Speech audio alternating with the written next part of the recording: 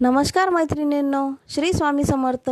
मी सुवर्णा दाहेलकर आपल्या यूट्यूब चॅनलवर अधिक महिन्यात देवासमोर काढण्यात येणाऱ्या 2 सुंदर रांगोळ्या व त्यांचे महत्त्व सांगणार आहे.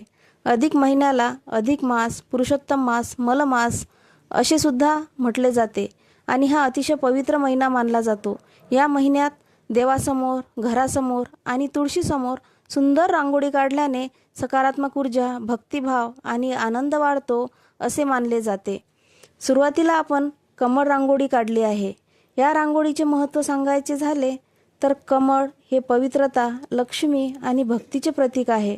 अधिक महिन्यात कमळाची रांगोळी काढल्याने घरात सुखसमृद्धी येते असे मानले जाते.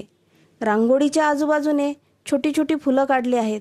त्यामध्ये मी रंग भरला तसा तुम्ही सुद्धा भरू शकता किंवा तुमच्या आवडीप्रमाणे सुद्धा रंग भरू शकता.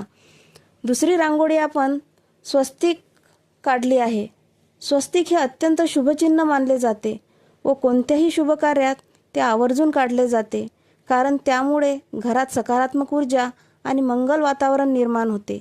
स्वस्तिक रांगोळी ही मी 4 ते 4 थेंब देऊन काढली आहे. एकदम सोप्या पद्धतीने काढली आहे. त्यामध्ये सुद्धा तुम्ही रंग तुमच्या आवडीप्रमाणे भरू शकता.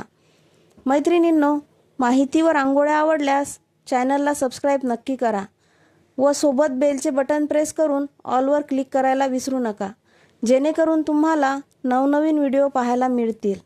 चला भेटूया पुढच्या व्हिडिओत. नेहमीसाठी आनंदी रहा, निरोगी रहा.